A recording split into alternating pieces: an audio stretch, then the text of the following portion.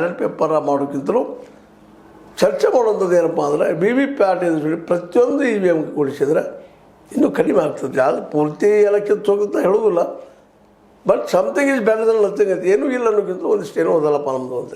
ಯಾಕಂದ್ರೆ ಟೆಕ್ನಾಲಜಿ ನಾವು ಸರಿಯಾಗಿ ಬಳಸಬೇಕು. ಈ ಕರೆಂಟ್ ಅದಪ್ಪ, ವಿದ್ಯುತ್ ಅದ, ಅದರ ಬಟ್ ಹಾಕಿ ನಮ್ಗೆ ಕೊಂದರೆ ಬಿಡ್ತದೆ. ಬಟ್ ಹಾಕಿ ಹಾಕ್ತೀರಿ ನಾವು ಸರಿಯಾಗಿ ದುಡಿಸ್ಕೊಳ್ಳಿಲ್ಲ ಅದನ್ನು.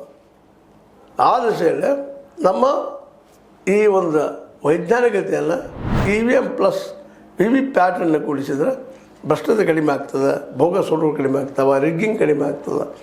ಅದೇ ಕಾಲಕ್ಕೆ EVM ಗದ್ದಲ ಹಾಕ್ಕೊಂಡು ಸಾಯಂಕಾಲ ಬಿಟ್ಟಾಗ ಒಂದು ಅಂಕಿ ಅಂಶ ಇರ್ತದೆ, ಮರುದಿವಸ ಹೇಳೋದು ಮತ್ತೊಂದು ಅಂಕಿ ಅಂಶ ಹೇಳುವಂಥದ್ದು ನಾವು ನೋಡ್ತಾ ಇದ್ದೀವಿ.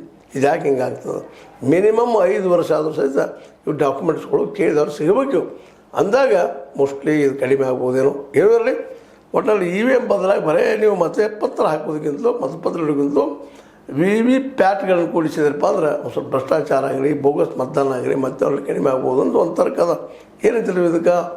ಅನಗತ್ಯ ಅದ್ರ ಬದಲಾಗಿ ಇದು ಬದಲಾಗಿ ಅದು ಅನ್ನೋದು ಕೊಡೋಕ್ಕಿಂತಲೂ ಪ್ರಾಮಾಣಿಕ ಪ್ರಯತ್ನ ಮಾಡೋದು ಯೋಗ್ಯ ಅಲ್ಲ. ನಾವು ಬ್ಯಾಲೆಟ್ ಪೇಪರ್ ಅಂತ ಇದು ಪರಿಹಾರ ಅಂತ ಅನಿಸೋದಿಲ್ಲ. ನಿಮಗೆ ಬಿಟ್ಟಂಥ ವಿಷಯ. ನಮ್ಮ ಮನಸ್ಸಿಗೆ ಕೆಲವು ಮಾತು ನಿಮ್ಮ ಜೊತೆ ಮಾತಾಡಿದ್ವಿ. ಲೈಕ್ ಮಾಡಿ, ಶೇರ್ ಮಾಡಿ, ಕಮೆಂಟ್ ಮಾಡಿ, ಜೊತೆ ಸಬ್ಸ್ಕ್ರೈಬ್ ತಿಳಿಸ್ಬೇಡ್ರಿ. H16 ನ್ಯೂಸ್ ಅರ್ಥ ಸೀತಾರಾಮ ಸತ್ಯ ಕೈಗಂಡಿ ವಂದನೆಗಳು.